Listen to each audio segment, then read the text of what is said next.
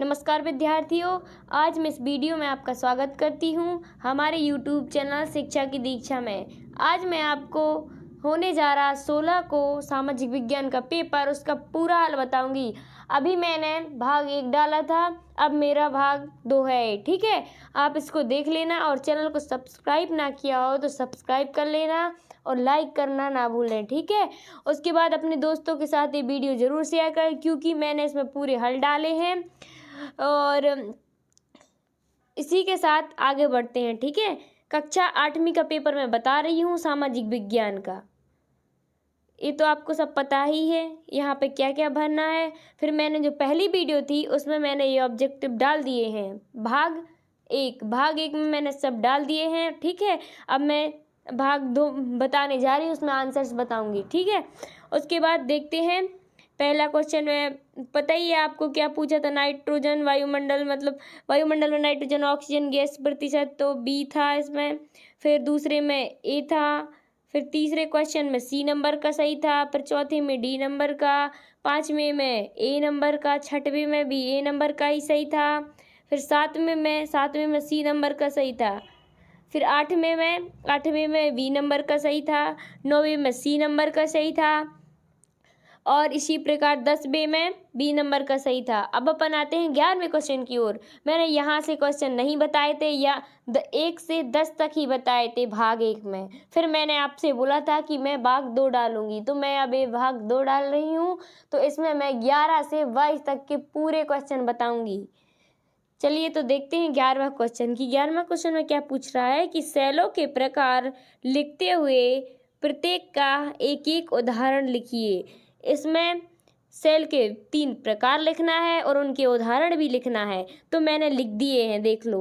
आग्नेय सेल, फिर अवसादी सेल, फिर कायांतरित सेल। ठीक है, और इनके उदाहरण भी दे दिए हैं। देख लो साइड में ये उदाहरण दिए हैं कि ग्रेनाइट और बेसाल्ट, और कोयला, बलुआ पत्थर, चूना पत्थर, संगमरमर।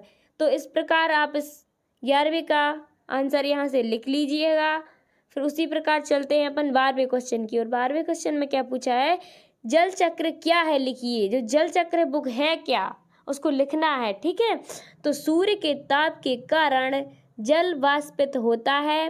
ठंडा होने पर जल वाष्प के रूप में संगठित होकर बादल एवं फिर वर्षा के रूप में पृथ्वी पर नीचे गिरता है। जल लगातार अपना स्वरूप बदलता है, इसे हम जल चक्र कहते हैं। ठीक है, फिर आप यहाँ से यहाँ तक 12वें का आंसर है, एक कर लीजिएगा। फिर अपन 13वें क्वेश्चन की ओर आते हैं। 13वें क्वेश्चन में क्या पूछा है, दी गई स्थलाकृतियों को सारणी अनुसार पूर्ण कीजिए। तो पहले में लिख देना है पवन के अपवर्तन से, फिर दूसरे में नदी के निक्षेपण से, और तीसरे में पवन के अपरदन से। तो ये 3 लिख देना है और ये 3 अंक के हैं। ठीक है, फिर उसके बाद 14वां क्वेश्चन। 14वें क्वेश्चन में क्या पूछा है, 8वीं से 18वीं शताब्दी के बीच राजाओं द्वारा किन 2 तरह की इमारतों का निर्माण किया गया था। तो 8वीं से 18वीं शताब्दी के बीच राजाओं द्वारा किन 2 इमारतों का निर्माण किया था, कौन सी 2 इमारतें बनी थी। ठीक है, तो पहली ये हो गई, पहली तरह की इमारत में सुरक्षित और आराम के लिए भव्य जगह है।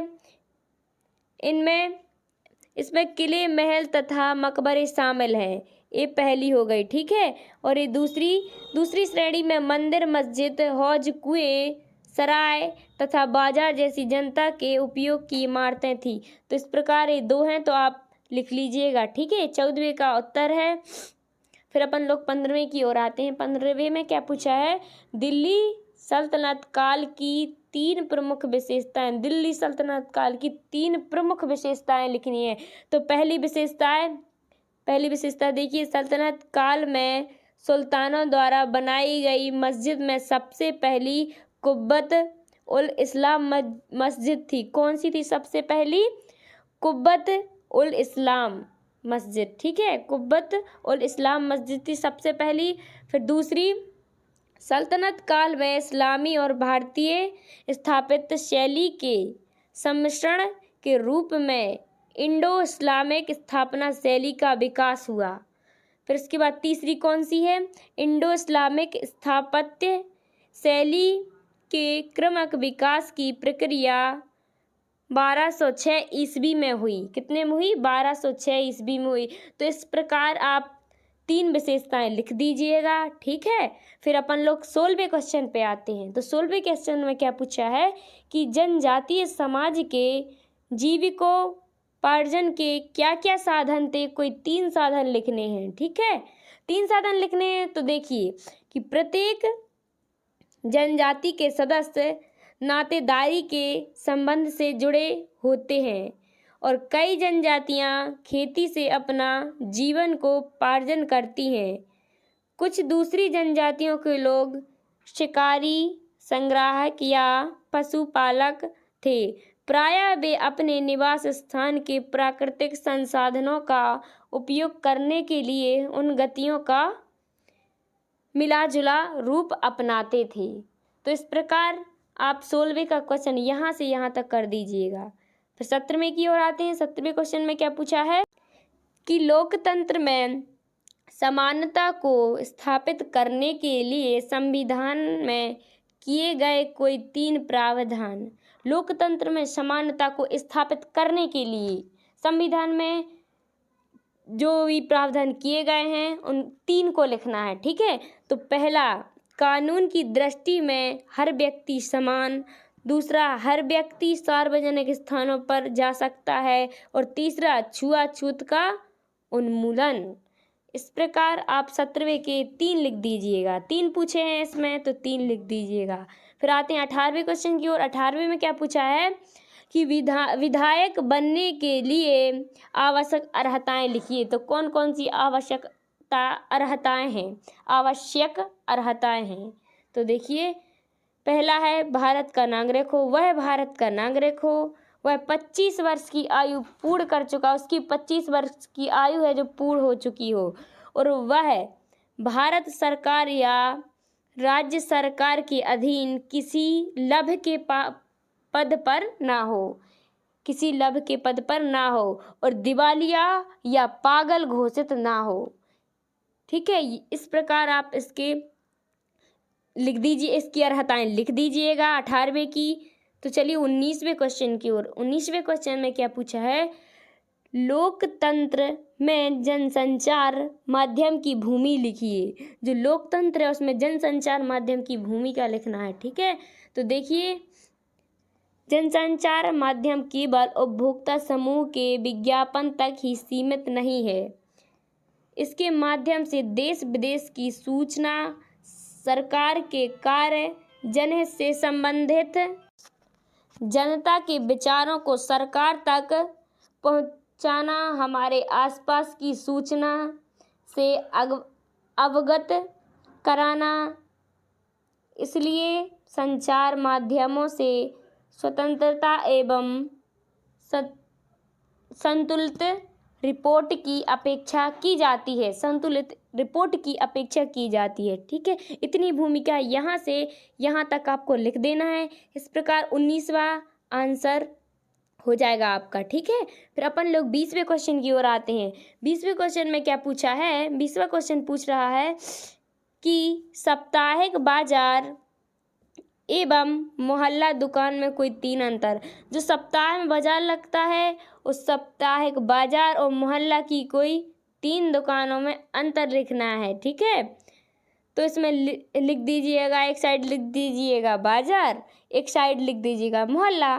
तो बाजार में क्या किसी एक निश्चित दिन लगता है? क्या बाजार किसी एक निश्चित दिन लगता है? या बुधवार हो गया, रविवार हो गया और गुरुवार हो गया। आपके यहाँ जब भी लगता हो तो कमेंट करके ज़रूर बताएं। तो बाजार है जो किसी एक निश्चित दिन लगता है और वस्तुएं सस्ते दामों पर मिल जाती हैं बाजार में, और अलग से कर्मचारी नहीं रखने पड़ते, ठीक है। ये हो जाएगा बाजार में, ये तीनों बाजार में आ जाएंगे। फिर मोहल्ले में सप्ताह में सभी दिन खुलती रहती हैं। जो मोहल्ला रहता है ना, मोहल्ला की दुकान है, वो सप्ताह में सभी दिन खुली रहती है और पक्की और स्थायी होती हैं। घरों के आसपास ही होती हैं, जैसे कि आपके घर के आसपास भी दुकानें होंगी, है ना। इसकी बाद अपन लोग 21वें क्वेश्चन पे आते हैं। इस प्रकार आप 20वां क्वेश्चन कर लीजिएगा और 21वां क्वेश्चन देखते हैं। 21वें क्वेश्चन में क्या पूछा है कि प्राकृतिक आपदा किसे कहते हैं? आपदा आने पर अपना बचाव किस प्रकार करेंगे? जब आपदा आई तो आप अपना बचाव किस प्रकार करेंगे? ठीक है, देखिए तो भूकंप, ज्वालामुखी, भूस्खलन एवं सुनामी ऐसी प्रक्रियाएं हैं जो अचानक होती हैं। इसमें पृथ्वी की सतह पर अत्यधिक हानि होती है। उन्हें प्राकृतिक आपदाएं भी कहा जाता है। इनकी आने के दो कारण हैं, प्राकृतिक एवं मानव जनित। नंबर 1, आपदा एक ऐसी अनपेक्षित घटना होती है या ऐसी ताकत द्वारा घटित होती है जो मनुष्य के नियंत्रण में नहीं होती। और दूसरी, भूकंप या अन्य आपदाओं के दौरान हम अपना बचाव कैसे करें?